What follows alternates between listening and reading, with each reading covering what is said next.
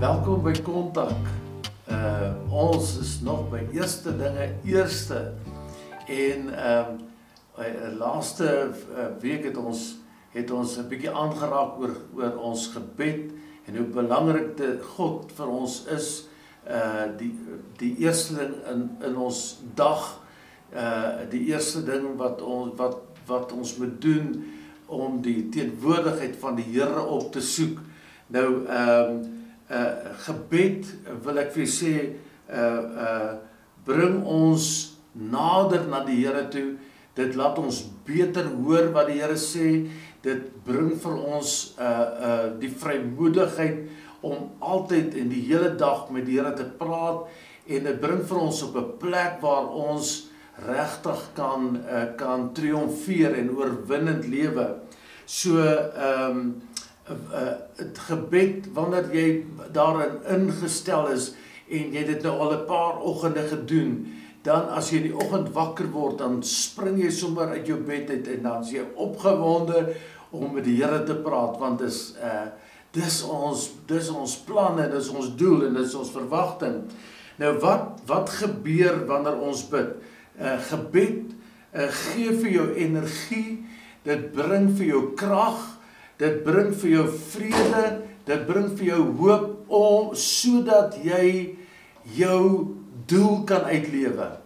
Want die Here het 'n plan en 'n doel vir jou lewe. Ons het dit daaroor gepraat. Die Here verhoog jou verwagting wat voor jou lê. Hy los jou nie om te worry nie. Dis 'n mooi Engelse woord. Hy los jou nie om te worry of jou te bekommer en jou te bekommer oor wie sal vir my sorg en wanneer gaan dit vir my gebeur en hoe sal die Here vir my deurkom. Ek sê hoor wat sê 1 Petrus die 5de hoofstuk van die 6de vers. Hy sê verder of verneder julle dan onder die kragtige hand van die Here. Wat is dit anders as om in gebed te kom en jou te onderwerp aan die woord van die Here, te onderwerp aan die inspraak van die Heilige Gees, te onderwerp aan God se wil en God se plan en jou doel uit te lewe. Die Bybel sê onderwerp julle onder die kragtige hand van die Here. Dit sê een ding dat wanneer ek bid, dan kom die Here met sy kragtige hand en hy kom bekragtig my, hy kom versterk my, hy kom en hy salf my sodat ek kan doen wat ek moet doen.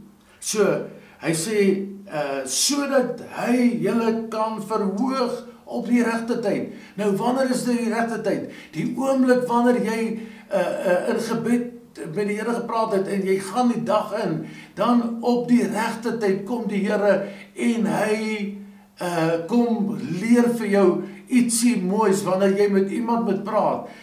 Of iemand wat mismoedig is, dan het jy 'n woord van lewe vir hom, dan het jy die krag van die Here, want wat jy spreek is dan nie meer jou woorde nie, dis God se woorde, want dit kom deur die krag van die Heilige Gees. So, hoor wat sê hy, wanneer ons verneder, dan sal hy ons verhoog op die regte tyd. En nou praat ons oor bekommernis, hy sê, werp al julle bekommernis, werp al julle worries op hom, want hy sorg vir julle.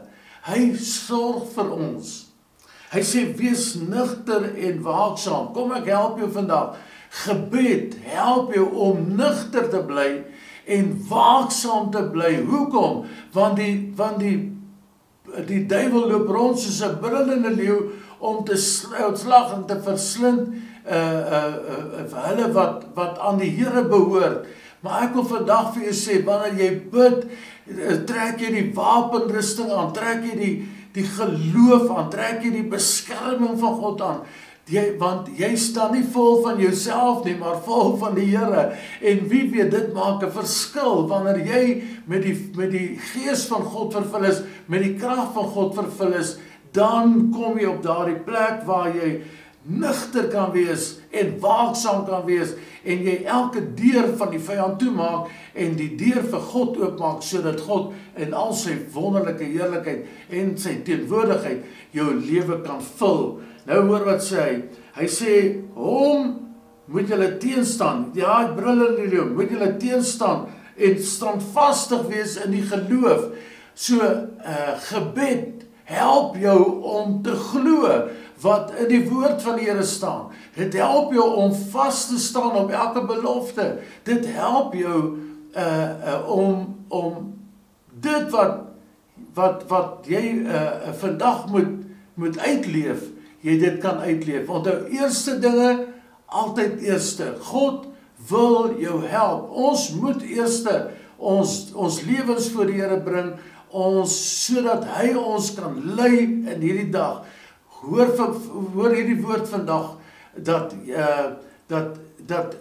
ek en jy kan nie een oomblik van 'n dag sonder God en sy woord wees en sy krag wees nie. Daarom gebed maak ons nugter en waaksaam. Gebed hou ons standvastig in ons geloof.